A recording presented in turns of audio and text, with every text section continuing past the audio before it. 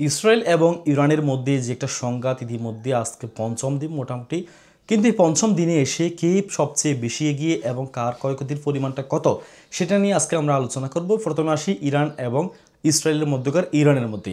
যদি আমরা দেখি ইরান এবং ইসরায়েলের মধ্যে যে হামলাগুলো হয়েছে প্রতিনিয়ত তার থেকে সবচেয়ে বেশি ড্রোন এবং মিসাইল হামলা চালিয়েছে ইরান।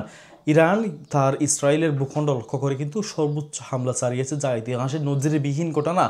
তবে ইসরায়েল কিন্তু যে হামলাটা চালিয়েছে ইরানে, সেটাতে কিন্তু প্রায় 250-এর প্লাস মতো মানুষ মারা গেছে। তার মধ্যে প্রধান সেনাবাহিনীর প্রধান এবং পরমাণু বিজ্ঞানী এবং যে মূল মানুষগুলো তারা কিন্তু সেটা টার্গেট করেছে। যারাও যদিও সেই ঘটনাটা আসলে ইসরায়েল মূলত দীর্ঘ 1 বছর চেষ্টার পর দেখুন চেষ্টা কি না করতে পারে।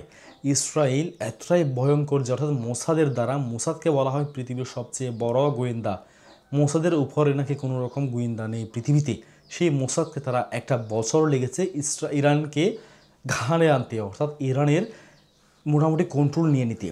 সেই ইরানকে যখন তারা আঘাত করলো প্রথম দিনে, সেক্ষেত্রে কিন্তু ইরানের ভূখণ্ডে যে মানুষরা আছে সেই মানুষগুলো কিন্তু সেখানে বেইমানি করছে ইরানের সাথে, যার ফলে ইসরায়েল তাদেরকে হাত করে টাকার বিনিময়ে হাতিয়ে নিয়েছে এবং সেখানে আক্রমণ করতে সফলভাবে আক্রমণ করতে পেরেছে এবং হত্যা করেছে বড় বড় মানুষদেরকে।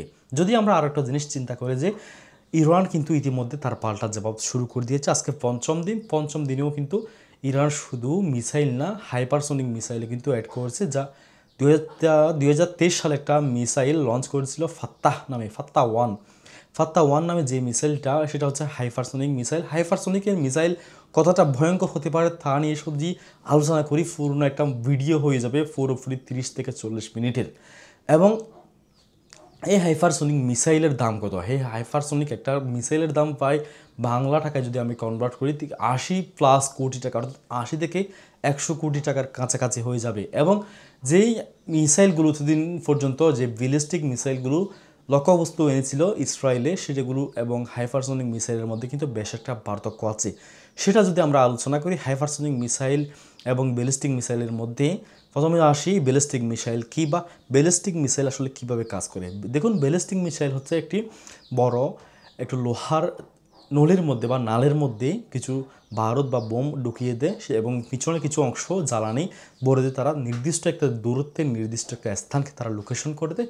সেই স্থানে নির্দিষ্টভাবে সেটা হামলা করে। যদি কোনো এয়ার ডিফেন্স সিস্টেম কোনো দেশের উন্নত থাকে তাহলে কিন্তু সেটা ট্র্যাক করে ফেলতে পারে, এই হামলাটা তারা আটকে দিতে পারে। যেমন ইসরায়েল করেছে বারবার, যদিও ইরান বেশ কয়েকবার হামলা চালিয়েছে ইসরায়েলে প্রথমার্ধে, সেগুলো কিন্তু কোনোভাবে সেটা সফল হয়নি এবং এয়ার ড্রোন বা লেজার ড্রোনের মাধ্যমে তারা সেটা প্রতিহত করেছে, সেটা আকাশেই তারা নষ্ট করে দিয়েছে। দেখুন, এখানে হচ্ছে মূল পার্থক্যটা। যদি আমি হাইপারসোনিক মিসাইলের দিকে যাই, তাহলে তার প্রধান বৈশিষ্ট্য সেটা হচ্ছে যে তারাকে কোনোভাবে ইসরায়েল বা তার থেকে যদি কোনো শক্তিশালী পাওয়ার আসেও সেটা কিন্তু তারা শনাক্ত করতে পারবে না। মাত্র 3 থেকে 4 মিনিটের মধ্যে ইরান থেকে ছোড়া সেই মিসাইলটি ইসরায়েলে সফলভাবে আঘাত হানতে পারবে এই মিসাইলের মাধ্যমে, আর তাকে বলা হয় হাইপারসোনিক মিসাইল। এটা এতটাই স্পিডে চলে যে যা প্রায় শব্দের 14 থেকে 15 গুণ বেশিকে বলা হয় বা নির্দেশ করে।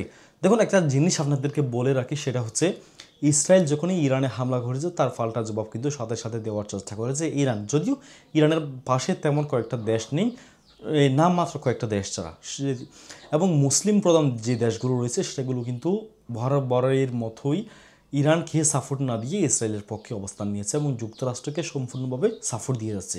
আরেকটা যদি জিনিস আমরা খেয়াল করি যে ইরান এবং ইসরায়েলের মধ্যেই তার দৈনিক খরচটা আসলে কত। দেখুন, ইরানের দৈনিক খরচটা এখনও পর্যন্ত মোটামুটি তারা প্রকাশ করতে চায়নি বা করেনি, যদিও সেই হিসাবে আমরা মোটামুটি একটা খরচ হিসাব করি প্রায় 1000 কোটি টাকার উপরে কিন্তু ইরান খরচ করে থাকে ডেলি বা প্রত্যেক দিন। অপরদিকে ইসরায়েল আসলে কতটা টাকা খরচ করে যুদ্ধক্ষেত্রে ইরান এবং ইসরায়েলের যুদ্ধের মধ্যে। ইসরায়েল আসলে প্রায় 3000 কোটি টাকার উপরে দৈনিক খরচ করে শুধুমাত্র এই ইরানের ড্রোন বা বিভিন্ন মিসাইলগুলোকে শুধুমাত্র আটকে দেওয়ার জন্য এয়ার ডিফেন্স সিস্টেমের মাধ্যমে, শুধুমাত্র সেগুলোকে রক্ষা করার জন্য দেশকে প্রায় 3000 কোটি টাকার উপরে সেটা ব্যয় হয় ইসরায়েলের। তা হচ্ছে ইরানের প্রায় 3 গুণ। যদি একটা মিসাইল ছোটা হয় ইরান থেকে ইসরায়েলের আকাশ সীমায়, তাহলে সেটা রুখে দেওয়ার জন্য ইসরায়েলকে প্রায় 3 গুণ বেশি খরচ করতে হয় শুধুমাত্র সেটা রুখে দেওয়ার জন্য। তারপর হচ্ছে তারা যে ড্রোন বা বিভিন্ন বোমা হামলা করে ইরানের মধ্যে, তার সেগুলোর জন্য কিন্তু আলাদাভাবে খরচ হয়। তবে সেই দিক দেখে যদি আমরা বিবেচনা করি, ইরান থেকে ইসরায়েল মোটামুটি একটা বেশি অ্যামাউন্ট খরচ করে ফেলছে যুদ্ধক্ষেত্রে। মাত্র কয়েক দিনের ব্যবধানে যে যুদ্ধটা হয়েছে সেটা খরচ যদি আমরা হিসাব করি প্রায় $100 কোটি উপরে চলে যাবে, যা বিশ্লেষকরা মনে করছেন। তবে এই যুদ্ধটা আসলে কতটা ভয়ানক হতে পারে আমাদের জন্য সেটা আমাদের ভাগ্যে নির্ভর করবে, দেখা যাক কী হয়। তবে আল্লাহ যদি সহায় হয়, ইরান অবশ্যই জয় হবে সেই আশায় রাখি। দেখা হবে পরবর্তী নতুন কোনো ভিডিওতে। সে পর্যন্ত ভালো থাকবেন। আসসালামু আলাইকুম।